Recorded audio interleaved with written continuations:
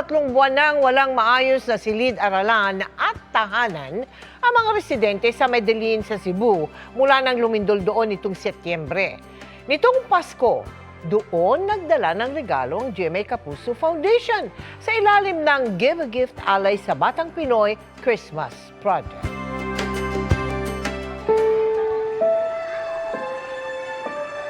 Mahigit 2 buwan nang walang face-to-face classes ang mahigit 500 mag-aaral sa Rosalino L. Arreglado Elementary School sa Medellin sa Cebu.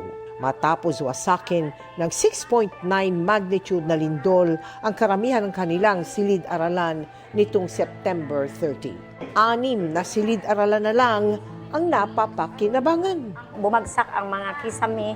Maraming cracks dyan. Mayroon pang cracks dito sa likuran ko. Sa mga tent at ilalim ng trapal naman ipinagdiwang ng magkapatid na Renz at Ruby ang Pasko.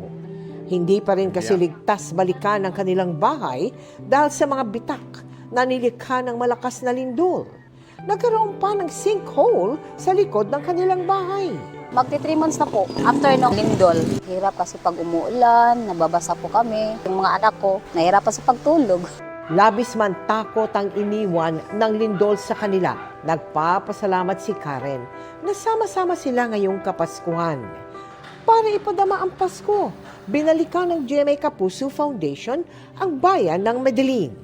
Bago pa ang bisperas ng Pasko, namahagi na tayo ng 1,000 gift bags na may lamang pang Noche Buena at mga laruan sa kinder hanggang grade 6 students. May biskwit, pagkain at hygiene kits rin. We chose and supported Kapuso Foundation because we truly admire your commitment for public service. And of course, we have biscuit. This is for the kids. Very timely for the Christmas season. Maraming salamat sa GMA Kapuso Foundation. Kapuso, salamat sa iyong pagpunta. Maraming salamat sa Ronald McDonald House Charities of the Philippines na katuwang natin sa pagbibigay ng regalo para sa mga bata. At sa mga nais makiisa sa aming mga projects, maaari po kayo magdeposito sa aming mga bank account o magpadala sa Cebuana Louisier. Pwede ring online via GCash, Shopee, Lazada, Globe Rewards at Metrobank Credit Card.